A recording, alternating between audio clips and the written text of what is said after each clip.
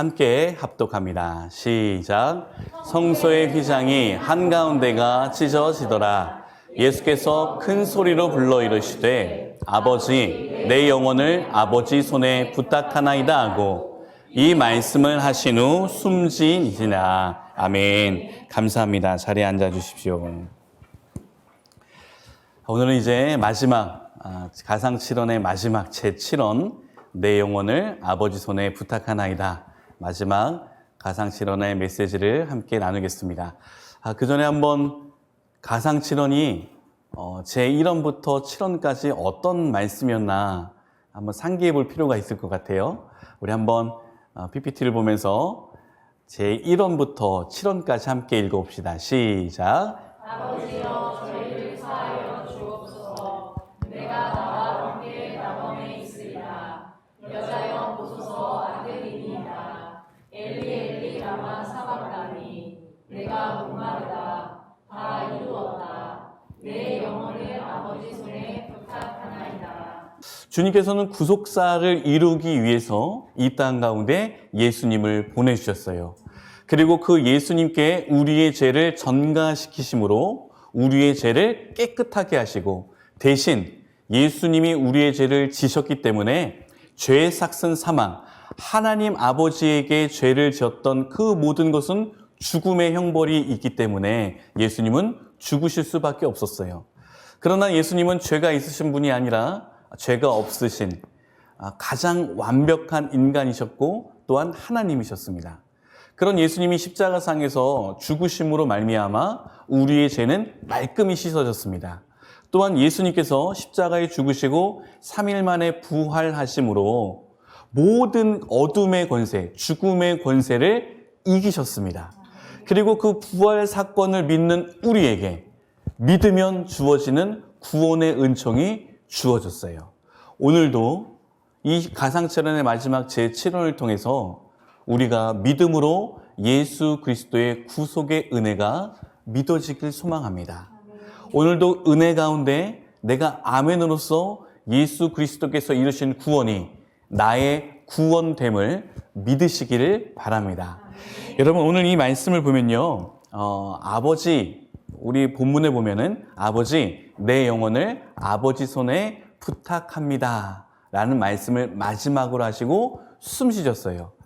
그런데 오늘 누가복음에는요, 이 숨지시기 전에, 운명하시기 전에 한 사건을 기록합니다. 바로 45절에 성소의 휘장이 한가운데가 찢어졌다 이렇게 돼 있어요. 그런데 이 마태복음과 마가복음에는 50절과 51절 제가 읽어볼게요. 예수께서 다시 크게 소리 지르시고 영혼이 떠나시니라. 이에, 여기서 말하는 이해라는 단어는 이때, 그때라는 거예요. 그래서 정확한 시간적인 개념으로 따지면 운명하시고 다음이겠죠. 그러나 이게 정확하지 않기 때문에 거의 동시다발적으로 일어나는 사건으로 보고 있습니다. 아무튼 이에 성소 휘장이 위로부터 아래까지 찢어져 둘이 되고, 마가복음에도 역시 37절과 38절 예수께서 큰 소리를 지르시고 숨지시니라. 이에 성소 휘장이 위로부터 아래까지 찢어져 둘이 되니라. 어느 게 맞는 걸까요? 물론 시간상의 배열이 조금 다르다고 해도 크게 이상할 건 없지만 누가는 예수님이 숨지시기 전에 일련의 모든 현상들을 함축해서 얘기하고 그 뒤에 예수님의 말씀을 기록했어요. 이것은 예수님의 말씀을 절정을 이루게 하기 위한 자신의 그런 기법입니다. 예수님께서 이 말씀을 하시고 휘장이 찢어졌습니다 하면 휘장이 찢어진 게 더 극대화될 수 있잖아요.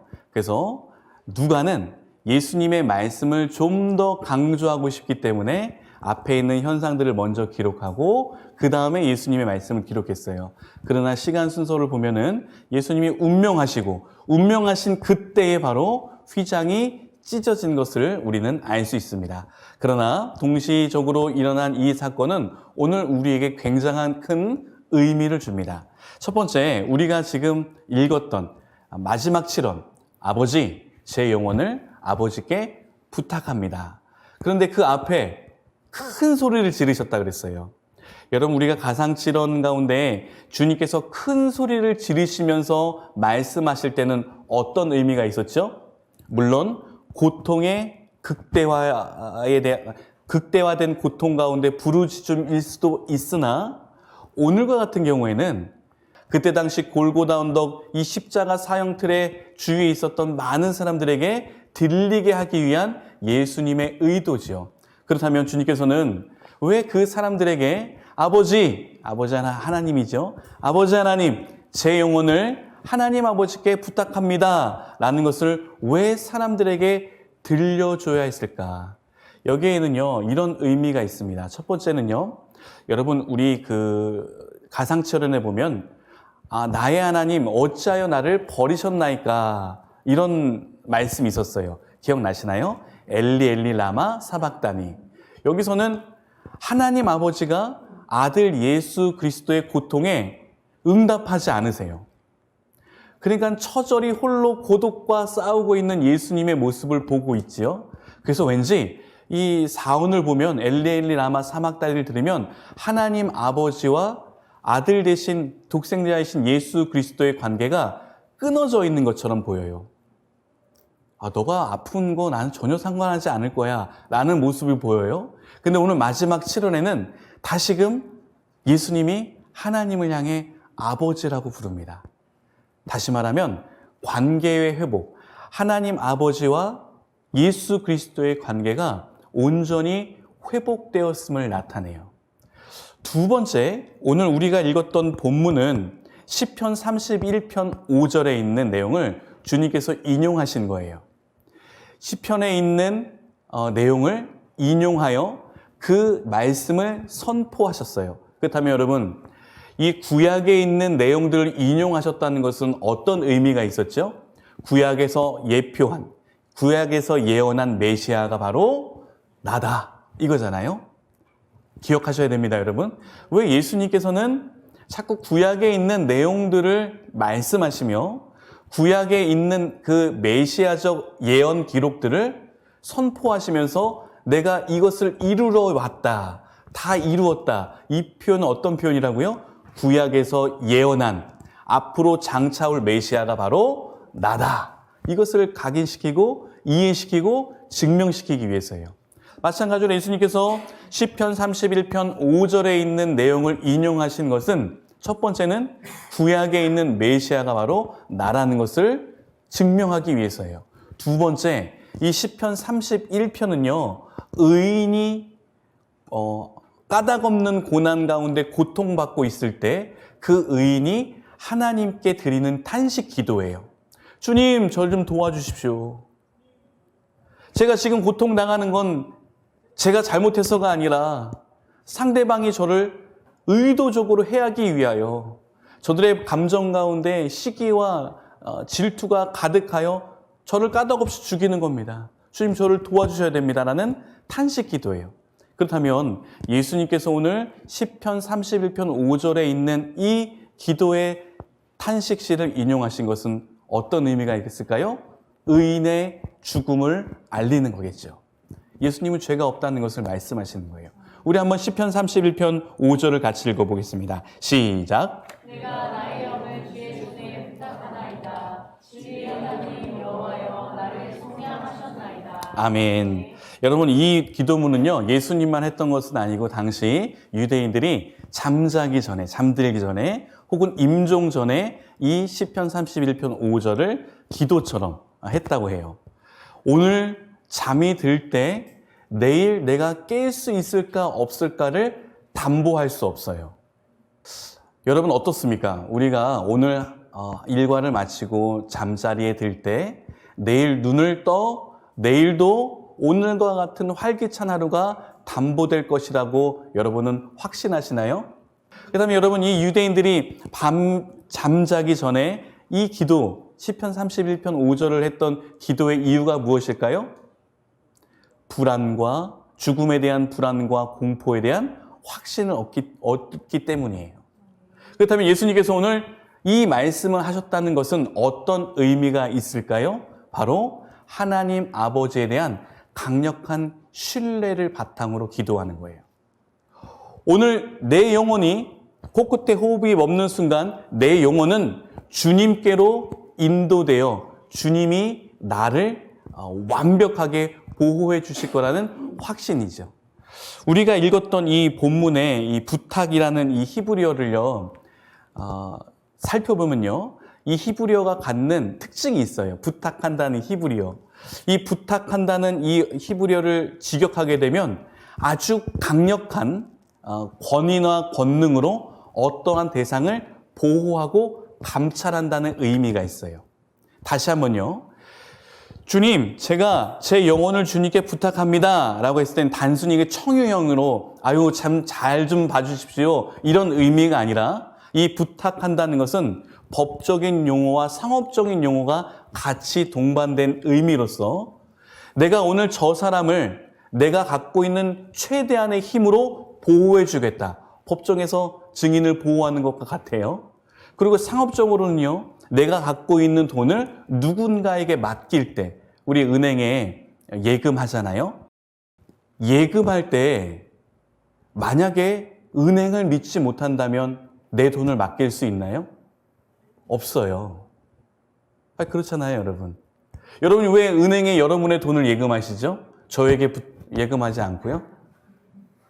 저 인간에게 맡기면 네, 불안하죠. 네, 언데간데 없어요. 그리고 은행을 못 믿으신 분들도 있죠. 은행을 못 믿어서 자기 책상 서랍에 이렇게 놓고 있는 분들도 알고 있어요. 여러분 왜 그런 거예요? 어쨌든 내가 지금 가장 소중하게 여기는 이 물질을 누군가에게 맡길 때는 무엇이 담보돼야 돼요? 믿음이 담보돼야 돼요. 확실한 안전감이 담보돼야 돼요. 그렇기 때문에 주님, 제 영혼을 주님께 부탁합니다 라는 표현은 하나님에 대한 강력한 신뢰를 바탕으로 하고 있어요.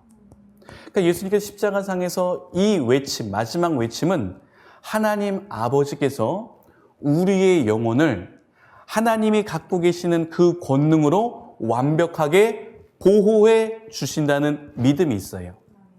여러분 혹시 여러분이 주 거래하는 은행에 돈을 맡길 때 불안한 마음이 드십니까? 아니면 맡기고 나서 예금 통장을 보면 뿌듯하고 즐거우신가요? 제가 갖고 있는 돈을 뭐 몇 프로 이자를 준다 그래서 은행에다 예금을 하고 예금 통장을 받아왔어요. 그 액수가 천문학적인 액수라고 생각해 보세요. 뭐 억 단위라고 생각해 보세요. 저는 자기 전에 볼 것 같아요. 자기 전에 모바일 뱅킹 들어가서 오늘은 이자가 얼마나 붙었나 볼 것 같아요. 어떤 마음이죠? 기쁜 마음이죠. 평안의 마음이에요. 여러분, 예수님은 지금 마지막 운명하실 때 죽음의 공포 가운데 떨며 하나님, 제 영혼은 어떻게 되는 겁니까? 제 육신은 어떻게 되는 건가요? 두려움에 사로잡혀 하나님께 절규하듯이 오늘 말씀하지 않으셨어요. 주님께서는 하나님 아버지께서 우리의 모든 것을 하나님이 갖고 있는 그 절대적인 권능으로 완벽히 보호하실 거라는 평안과 감사와 순종의 마음으로 마지막 운명의 때를 맞이하십니다. 이것은 오늘 우리에게 이 땅에서의 죽음을 대하는 태도에 가장 완벽한 모본을 보여주세요. 우리는 하나님 아버지가 있기 때문에 죽음의 공포에서 평안을 느낄 수 있음을 믿습니다. 당시 근대 현대의 가장 위대하다는 터툴리안이라는 교부는요, 오늘 이 말씀을 보면서 이렇게 해석했어요. 인생은 오늘 이 말씀을 통해, 마지막 7월을 통해 이렇게 증명된다. 이 땅 가운데 삶이 전부가 아니라는 것을 이렇게 얘기했어요. 무슨 말이죠? 만약에 예수님께서 전지전능하신 하나님의 신성과 인간의 모든 것을 느낄 수 있는 인성을 가지신 예수님께서 모든 걸 다 알고 계신 거잖아요. 영적인 세계와 육적인 세계를 다 알고 계신 그분이 만약에 영적인 세계는 없고 이 땅 가운데 삶이 다라면 자신의 영혼, 사후에 대한 이 영혼을 주님께 맡기는 기도 하셨을까요? 할 필요가 없지요. 육신이 이 땅 가운데 끝나서 모든 것이 끝났다면 굳이 뒤에 할 필요가 없어요. 오히려 이런 기도해야 되겠죠. 주님, 남아있는 저희 어머니, 남아있는 형제 자매, 제 제자들을 잘 좀 부탁해 주십시오. 그냥 이 말씀을 마지막으로 운명하셨어야 돼요. 그런데 영혼이라는 말씀을 하시며 그 영혼을 주님 하나님 아버지께 맡긴다. 나의 영혼을 보호해 주십시오. 라는 이런 의탁의 마음에 담아 기도했다는 것은 우리의 인생은 이 땅의 삶이 전부가 아님을 예수님이 증명하신 거예요. 저는 저와 여러분이 이 사실을 믿기를 간절히 소망합니다. 이 땅 가운데 삶이 전부가 아니라 우리는 영원히 살도록 주님께서 창조하셨어요. 그러면 영원히 살도록 창조되었을 때 우리는 어떤 모습으로 영원히 존재하느냐? 우리의 영혼이 영원히 존재하게끔 주님이 만드셨다는 거죠. 그렇다면 이 영혼은 어디 있을 때 가장 안전하다고 예수님이 말씀하세요? 하나님의 손에 붙들려 있을 때, 하나님 아버지의 품에 거하여 있을 때 우리의 영혼은 가장 안전하다는 사실을 주님이 말씀하고 있습니다. 이와 마찬가지로 베드로는요, 자신의 복음서에 이렇게 이야기합니다. 베드로전서 4장 19절, 우리 한번 표준세 번역으로 읽어볼까요? 시작. 그러므로 하나님의 뜻을 따라 고난을 받는 사람은 선한 일을 하면서 자기의 영혼을 신실하신 창조주께 맡기십시오. 아멘. 여러분, 지금 하나님께서는 예수 그리스도에게 인류의 모든 죄를 담당시키셨어요. 예수님은 지금 자신이 잘못해서 고난을 받는 건가요? 아니죠. 하나님의 구속사의 그 구원의 계획 가운데 하나님께서 인류를 구원하시기 위해 예수 그리스도에게 고난을 맡기신 거잖아요. 오늘 이 19절에서 베드로는 우리에게 이렇게 얘기합니다. 우리의 과오에 의해서 받는 고난 말고요. 사실 죄송합니다. 이런 말씀 드려서요. 우리 솔직하게 한번 주님 앞에 솔직하게 한번 점검해 봅시다. 여러분들이 닥치는 고난과 환난 누구 때문인가요? 나의 과오가 거의 다 아닐까요? 그런 거 말고 정말 우리가 거듭남의 그리스도인으로서 예수 그리스도로 인한 고난을 받는 그 고난받는 자에게 베드로는 이렇게 권면합니다. 다시 한번요. 하나님의 뜻을 따라 고난받는 자들에게 베드로는 이렇게 권면합니다. 그러므로 하나님의 뜻을 따라 고난을 받는 사람은 선한 일을 하면서 자기의 영혼을 신실하신 창조주께 맡기십시오. 아멘. 여러분 뭐라고 얘기하죠? 주님으로부터 오는 고난을 받는 자들은 이제 가만히 아무것도 하지 않는 게 아니라 계속 그 사명을 감당하는 선한 일을 하면서 반드시 기억해야 될 것, 자기의 영혼을 신실하신 하나님께 부탁하고 의탁하는 것을 반드시 필연적으로 행해야 된대요. 왜 그럴까요? 왜 그런 걸까요? 주님께서 나의 모든 것을 완벽하게 보호해 준다는 확신이 있을 때 그 고난은 인내로 승화됩니다. 굉장히 중요한 말씀이에요, 여러분. 우리가 하나님의 일을 하면서 저희 사역자들 팀, 사실 우리의 교회는 모든 성도님들이 거의 사역을 감당하고 있죠. 우리가 이제 사역을 감당하면서 하나님의 일을 감당하면서 기억해야 될 것은 하나님께서 나의 모든 것을 주관하고 계신다는 신뢰가 있어야 돼요. 그래야 억울하지 않아요. 그래야 내 뜻대로 내 열심으로 하지 않아요. 오직 주님의 음성에 온전히 순종하는 마음으로 우리는 사명을 감당합니다. 여러분 오늘 이 말씀을 가운데 이 앞에 전반부를 정리해 보면 예수님께서 십자가상에서 이 말씀을 하신 첫 번째는 하나님 아버지의 관계가 회복됐음을 이야기하고요.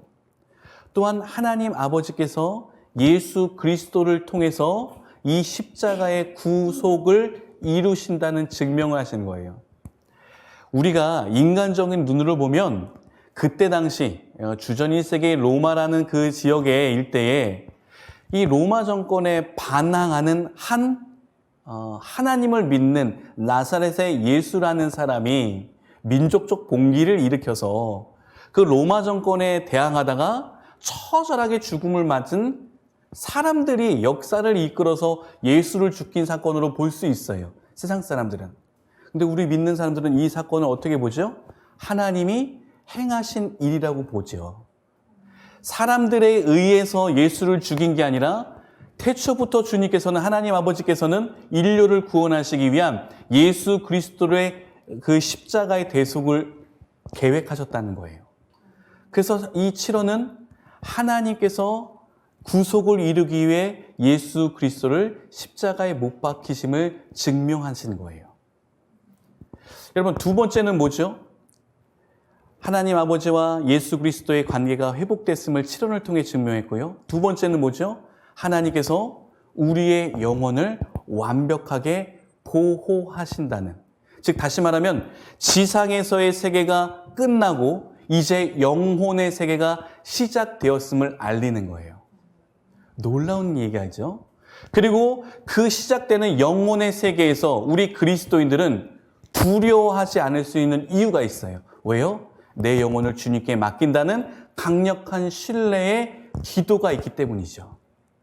저와 여러분은 이 땅 가운데 코끝에 호흡이 멎어 흙으로 돌아갈 그때에 우리의 영혼은 하나님 아버지 품에 영원한 영생 복락을 누림을 믿습니다.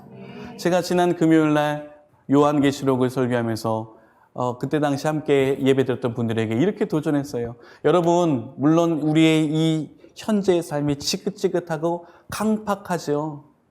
하나 한번 우리 믿음으로 우리의 종국을 생각해 봅시다. 저 천국에서 사랑하는 가족들과 하나님 아버지께 예배하며 거기에는 근심과 걱정과 눈물이 없는 곳이잖아요. 오로지 주님께로 향한 감사와 사랑과 찬양이 넘치는 곳이잖아요. 우리 교우들과 함께 천국에서 그 장면을 한번 떠올려 보십시오. 얼마나 기대감과 소망이 생길까요? 그 천국에 대한. 여러분, 마찬가지로 오늘 예수님께서는 십자가상에서 우리의 종국인 영원한 하나님 아버지의 나라를 보여주고 계세요. 그리고 그 영원한 하나님의 나라를 믿는 우리들에게 죽음을 맞이하는 방법을 알려주세요. 여러분, 그렇다면 우리 그리스도인들은 이 죽음을 어떻게 받아들인다고 예수님이 말씀하시죠? 감사와 평안이에요. 주님, 나를 천국으로 인도해 주시니 감사합니다. 이제 내 영혼은 평안합니다. 이외에 성소의 휘장이 위로부터 아래로 찢어졌다고 얘기하고 있어요. 그렇죠? 여러분, 이 성소라는 건 뭐죠? 구약시대 때 이 성막이라는 걸 만들었잖아요. 이스라엘 백성들이. 그리고 성막을 만들고 나서 그 성막 끄트머리 지점에 이렇게 텐트처럼 이렇게 쌓아놓은 밀실이 있어요. 그리고 그 텐트처럼 쌓아놓은 밀실은 크기가 가로가 한 5m, 세로가 15m입니다. 그러니까 직사각형으로 된 밀실이에요. 5m, 15m. 근데 이 5m, 15m를 또 3분의 2 지점을 잘랐어요. 그래서 5m, 5m 방 하나, 그리고 5m, 10m 방 하나. 상상해 보세요, 여러분. 이 밀실이 칸막이로 쳐져 있어서 두 개의 공간이 있었는데 5m, 5m짜리의 공간을 지성소라고 부르고요. 5m, 10m짜리의 공간을 성소라고 되어 있어요. 이 지성소에는요, 하나님의 임재를 상징하는 법궤, 언약궤가 들어 있었습니다. 그래서 대제사장은 1년에 한 번 동물의 피, 죄 사함을 씻은 내 죄를 전가시켜서 짐승을 잡아 피를 뿌렸잖아요. 이게 보혈의 피인 거죠. 예수 그리스도의. 그걸 상징하는 거잖아요. 1년에 한 번 이 피를 가지고 이 성소에서 지성소로 들어가는 커튼을 친 다음에 들어가요. 제가 지금 밀실로 쌓여 있는데 성소와 지성소를 막고 있는 칸막이가 있다 그랬어요. 마치 커튼과 같이 쳐져 있는 칸막인데 이 커튼이 바로 휘장이에요. 그래서 이 1년에 한 번 대제사장은 성소에 들어가 지성소로 들어가는 커튼을 치고 하나님 아버지를 1년에 딱 한 번 만나고 나오는 거예요. 근데 여러분, 잘 보세요. 하나님께서 조금이라도 죄가 있으면 죽음의 형벌을 내리셔요. 왜 그렇죠? 공의의 하나님 때문에 그래요. 적당히 넘어가지 않아요. 공의 때문에 그렇습니다. 여러분, 법이라는 게 그렇잖아요. 적당히 하지 않아요. 그렇기 때문에 1년에 한 번 들어가는 대제사장의 마음에는 혹시나 내가 부지불식간에 지었던 죄를 용서받지 못했다면 죽는 거예요. 대제사장이라고 특권을 갖고 있는 것처럼 보이지만 대제사장은 1년에 한 번 이 속죄일 때 하나님을 만나러 들어가는 커튼을 치는 그때 그 마음은 간담이 서늘합니다. 왜요? 죽을 수도 있기 때문에. 여러분, 제가 말씀드렸죠. 그래서 그 대제사장이 입는 에봇이라는 옷 이 끝에 이렇게 실을 달고 그 다음에 에봇의 밑에는 방울이 달려 있고요.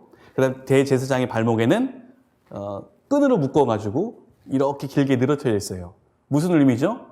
방울 소리가 안 들으면 죽은 거예요. 지성소에서. 그럼 밖에서 사람들이 대제사장을 구조하기 위해 시신을 거두기 위해 지성소 커튼을 치는 순간 어때요? 자기도 죽죠. 그러니까 밖에서 끈으로 대제사장의 시신을 끌어오는 거예요. 무서워요, 여러분. 그래서 이 휘장을 걷고 지성소로 가서 하나님을 뵌다는 것은 그들에게는 기쁨일 수 있으나 이 대제사장은 늘 간담이 서르는 목숨을 거는 행위와 같아요. 그런데 예수님이 죽고 난 다음에 이 휘장이 찢어졌다는 것은 무슨 의미일까요? 이젠 누구나다 이 지성소가 열림으로 하나님을 만날 수 있게 됨을 이야기하는 거예요. 여러분, 이 휘장이라는 걸 제가 찾아봤어요. 어떤 재질로 되어 있고 어떠한 크기인가. 왜냐하면 이때 당시 예수님 당시의 성전은 헤롯 성전입니다. 헤롯 대왕이 진 성전이에요. 이 성전의 역사는 제가 다음에 얘기해두고, 어쨌든 그렇기 때문에 출애굽기에서 기록된 광야 생활했던 휘장의 크기와는 달라요. 제가 찾아보니까요, 높이가 18에서 25m가 됩니다. 휘장의 크기가 높이가 18에서 25m, 넓이는 8에서 10m. 커튼 크기가 그렇다는 거예요. 25m, 크게는 옆으로는 10m, 두께는 9에서 15cm. 두께도 굉장히 두껍죠. 그리고 이스라엘의 전통에 있어서 이 휘장을 만들 때 청색, 홍색, 자색 실로, 그 다음에 얇게 꼰 배실로 엮었어요. 이것은 무슨 말이냐면요, 요세푸스라는 역사가의 문헌에 의하면 이 휘장의 재질은 아주 견고하게 짜져 있는 린넨 재질이래요. 린넨 재질. 쉽게 찢을 수가 없대요. 황소 2마리 혹은 6마리가 양쪽에서 잡아다녀도 찢어지지 않을 만큼 견고하게 만든 게 바로 이 휘장이라는 거예요. 왜요? 쉽게 찢어지면 어떻게 되는 거예요? 죽으니까 그래요. 견고하게 만들어놔야 돼요. 두꺼운 벽같이 막아놔야지 함부로 드나들 수 없으며 죽음도 면할 수 있어요. 그런데 이 휘장이 찢어졌다는 것은 사람이 찢을 수가 없다는 거예요. 무슨 말일까요? 하나님이 찢으셨다는 거예요.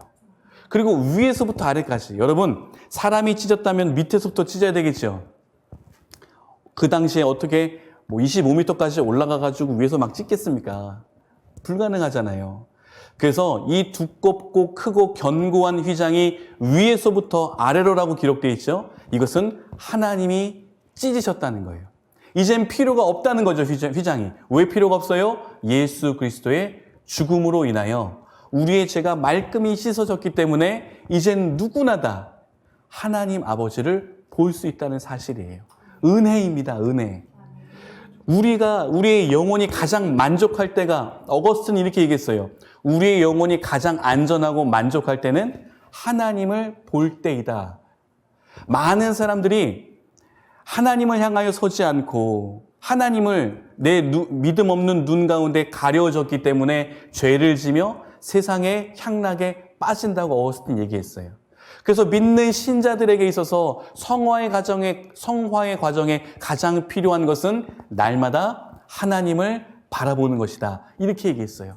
그렇다면 여러분, 예수님으로 인하여서 휘장이 찢어져 우리는 늘 주님을 바라볼 수 있는 은혜가 생겼어요. 그렇다면 내 영혼은 그때가 가장 안전하고 만족하는 상태예요. 우리가 왜 세상 가운데 결핍이 있으며 열등감에 자기 연민에 빠질까요? 하나님을 잃어버렸기 때문에 그래요.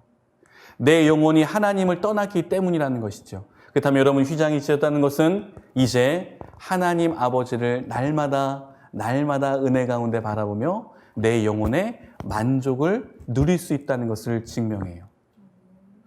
마지막으로 또 한 가지는 이런 의미가 있습니다. 휘장이 위에서부터 아래로 찢어졌다는 것은 히브리서 10장 19절과 20절을 같이 한번 읽어볼까요? 시작. 그러므로 형제들아, 우리가 예수의 피를 힘입어 성소에 들어갈 권력을 얻었나니 그 길은 우리를 위하여 휘장 가운데로 열어놓으신 새로운 살 길이요 휘장은 곧 그의 육체니라. 아멘. 히브리 기자는 오늘 휘장의 갈라짐을 보며 이렇게 얘기했습니다. 이제 우리는 예수의 피 때문에 성소에 들어갈 담대함이 생겼다는 거예요. 예전에는 막 벌벌벌벌 떨었겠지요. 얼마나 무서웠을까요? 그러나 예수님을 통하여 우리는 그 담대함을 얻었어요. 또 20절, 그 길은 새로운 길이 열림을 의미합니다. 예수 그리스도께서 죽으셨기 때문에 우리의 가치관이 변할 수 있으며 우리가 삼았던 목표가 조정될 수 있고요. 진짜 주님 보시기에 아름다운 모습으로 삶을 살아갈 수 있어요.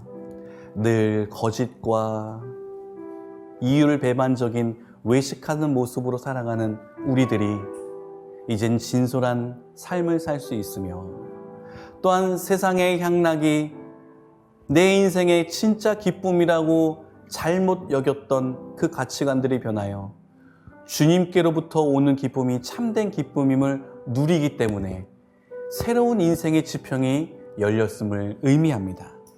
여러분, 이 말은 무슨 말일까요? 전에도 구약시대 때에 제사제도가 있었어요. 동물을 잡아 피를 뿌림으로 하나님을 만날 수 있었어요. 그러나 그것은 간헐적이고 일시적이었죠. 1년에 한 번마다 그렇게 했어야 돼요.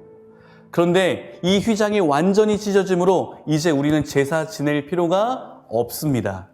무슨 말일까요?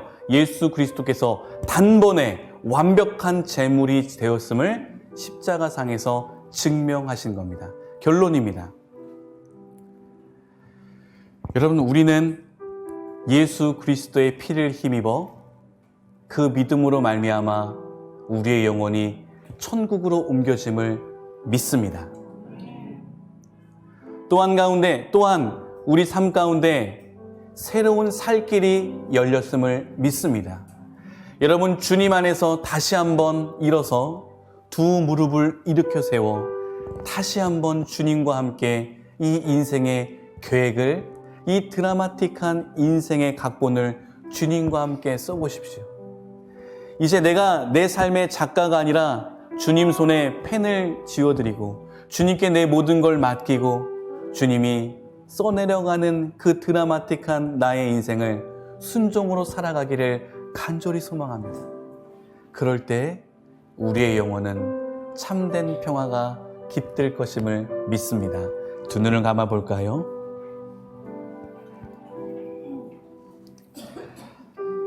우리는 예수님이 이 7마디 가운데 얼마나 많은 고통과 아픔이 있었는지를 깨닫고 보았습니다.